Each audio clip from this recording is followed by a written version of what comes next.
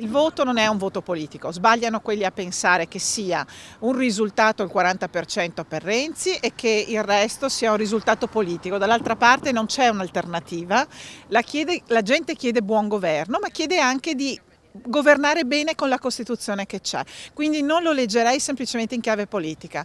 Molte persone si sono interrogate sul contenuto della riforma e hanno detto no o perché non l'hanno capito fino in fondo o perché comunque secondo loro era troppo cambiamento in un colpo solo, quindi non leggiamolo in chiave politica.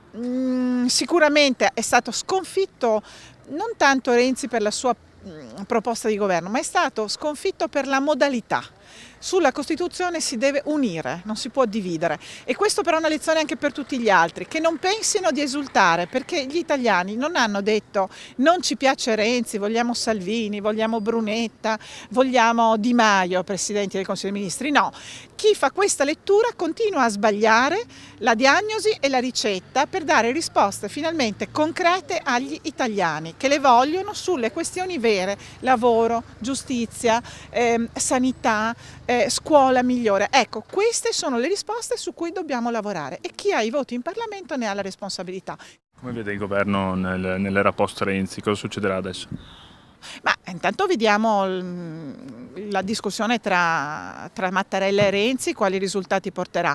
Renzi rimane in questo momento segretario di un partito che l'ha seguito nella grande maggioranza in questa campagna elettorale e quindi ha una responsabilità, perché alla Camera e al Senato insomma, il PD è determinante per fare la maggioranza e quindi io credo che sia importante adesso capire a livello istituzionale quali indicazioni darà il Presidente della Repubblica, che nel nostro ordinamento rimane un leone dormiente, cioè un leone che quindi non ci accorgiamo che c'è finché le cose camminano. Nel momento in cui c'è una crisi istituzionale come questa, come hanno previsto i costituenti, il leone si sveglia e prende il timone della nave, quindi vediamo un po' quali saranno i passi che saranno fatti. Io credo e spero in un senso di responsabilità da parte di tutti. Mettiamo da parte l'orgoglio anche un po' ferito, che è normale, è umano in un momento come questo. Ho sentito la dichiarazione di Renzi questa notte, però adesso c'è la responsabilità verso il Paese e per il bene del Paese. Io l'ho detto da tempo che il mio sì era un sì alla riforma costituzionale unito a un grande sì anche sul referendum prossimo sull'autonomia. Non è una notizia che qui in Veneto si voglia l'autonomia, la notizia è che abbiamo uno strumento finalmente per far sentire la nostra voce a Roma e credo che sia un'occasione assoluta da non sprecare. Mi sarebbe piaciuto vedere forse anche un passo in avanti sulla riforma del bicameralismo paritario, però gli italiani hanno votato, hanno deciso, rispettiamo la loro volontà e continuiamo a lavorare con senso di responsabilità, perché comunque il Paese ha molte cose da mettere a posto, molte cose da sistemare. Sicuramente nel voto c'è anche un segnale di rabbia e di insofferenza di molte famiglie che soffrono e credo che ci dobbiamo occupare di questo.